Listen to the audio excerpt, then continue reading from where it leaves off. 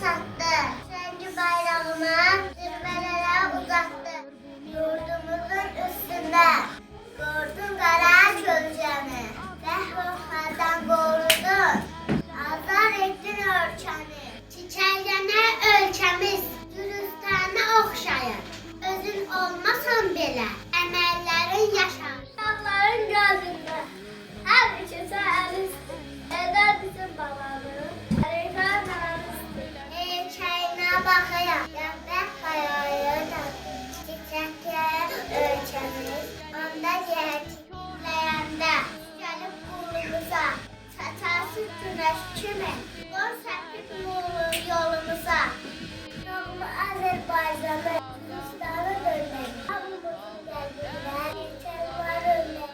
Geyindiyi gölmələr, dodağında nəlbəsən, şamanınla biləsir, güllərində əzbəsən.